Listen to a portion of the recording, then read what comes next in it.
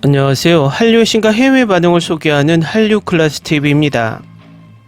오늘은 12월 26일 전세계 동시 전달된 오징어 게임 시즌2의 가장 빠른 리뷰라는 제목의 일본 리얼사운드 기사와 이 드라마를 시청한 일본 시청자 반응까지 살펴보겠습니다. 제가 드라마 영화 해외 반응을 시작한 지가 아마도 오징어 게임 시즌1이 출시되기 바로 전부터일 것입니다. 그때부터 우리나라 대부분 991배들의 댓글을 보면 우리나라 드라마가 무엇인가 출시되면 자기가 마음에 들지 않는다고 무조건 폭망, 개망, 노잼이란 단어를 써가며 열심히 드라마를 폄하합니다. 그러다가 세계적 히트를 하면 언제 그랬냐는 듯이 모두 사라집니다. 그리고 하는 소리가 재미없어서 초반 보다가 껐다, 이하 보다가 멈췄다, 이런 소리를 하면서 드라마를 폄하합니다. 물론 드라마가 개인적으로 재미없을 수도 있지만 자기가 재미없다고 남들도 똑같이 재미없다고 생각해야 한다는 생각이 대부분 지배적입니다. 그런데 더 이상한 것은 일반적인 사람들은 재미가 없으면 그냥 안 보고 그 드라마에 신경 쓰지 않습니다. 그리고 남들이 물어보면 난 재미없었어 라고 물어봐야 대답하는 게 상식입니다. 그런데 굳이 재미없게 본 드라마 영화 리뷰 영상에 들어와서 재미없다, 보지 마라, 폭망이다 찾아다니면서 자기 생각을 남에게 각인시키려고 하는 짓은 그냥 991배의 종특입니다. 내도익이 많은 일본인들도 폭망이다 이런 극단적 평가를 하지 않습니다. 그런데 우리나라 991배들은 왜 그럴까요? 이유는 간단합니다. 그들은 항상 소수 집단 트라우마에 갇혀있기 때문입니다. 다수가 차지하는 일반적인 상식을 벗어난 정말 괴기한 논리로 음모론에 취해 있기 때문에 일반인들 사이에선 그들의 언어가 미친 소리로 치부되기 때문에 익명의 탈을 쓰고 온라인상에서 자기의 주장이 극단적이게 됩니다. 이번에 내란수기가 내란을 일으키고 991배들을 끝없이 선동하자 그들은 계속해서 인터넷에 돌아다니면서 열심히 중국의 홍위병들처럼 이 내란수계를 옹호하는 댓글을 달고 다닙니다. 여론조사를 해도 이 내란수계를 지지하는 극단적 11% 정도가 우리나라의 민주주의 상식을 벗어난 그날 내란수계의 지시에 군인들이 총을 들고 국회를 침범한 반란을 보고도 그들은 이것이 정당한 계엄으로 우기기 시작합니다.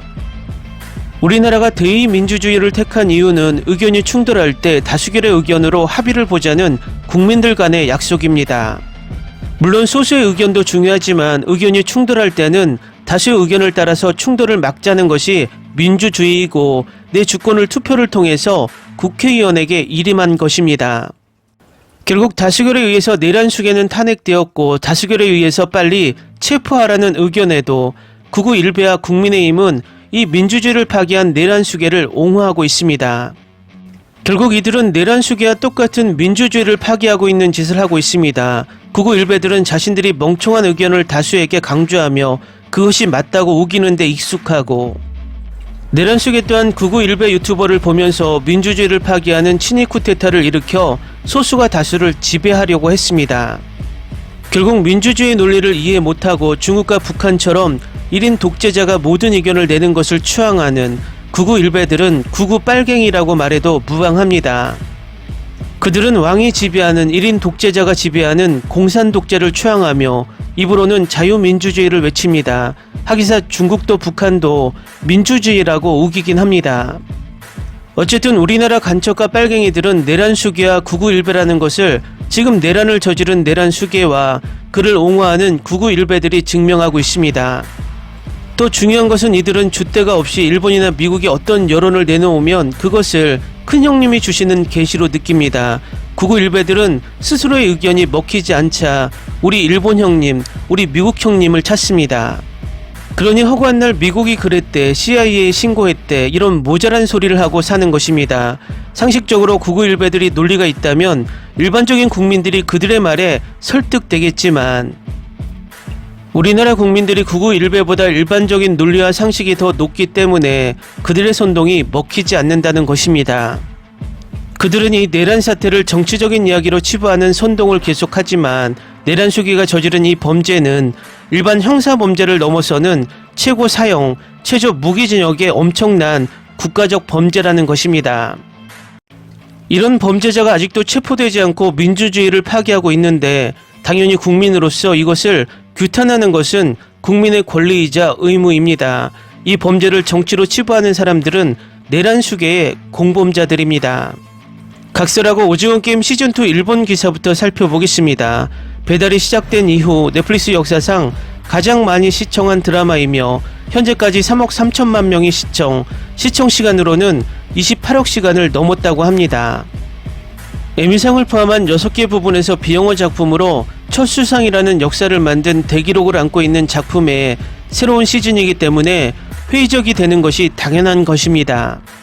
주위의 모든 사람은 성공했기 때문에 여기서 멈춰두어야 한다라고 말합니다. 하지만 시즌2는 이 영광을 넘어선다고 생각합니다. 시즌2는 틀림없이 2024년을 상징하는 드라마 시리즈라고 할 수 있습니다.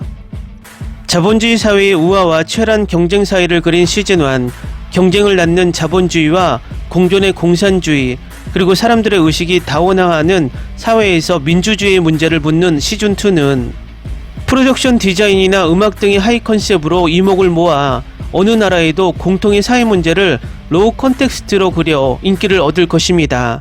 넷플릭스에서 어떤 새로운 기록을 세우는지 주목이 쏠리고 있습니다. 다음은 오징어 게임 시즌2를 시청한 일본 시청자 반응입니다. 엄청 어리석은 마무리로 끝났기 때문에 아직 보지 않은 사람은 시즌3 나오고 나서 보는 것을 추천합니다. 시즌1보다 내용이 얇고 감동 장면 거의 없습니다.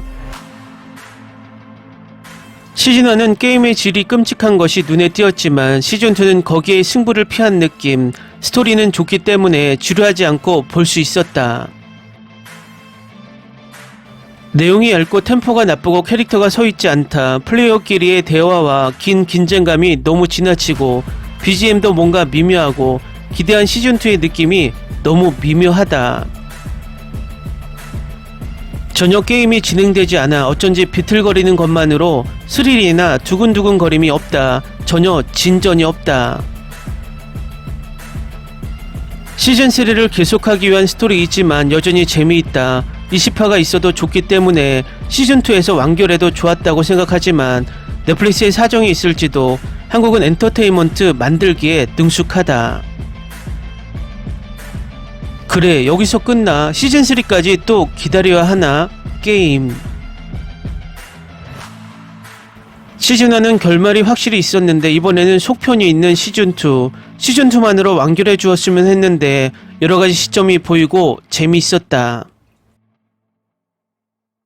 전반은 재미있었지만 후반은 그다지 재미없게 됐다.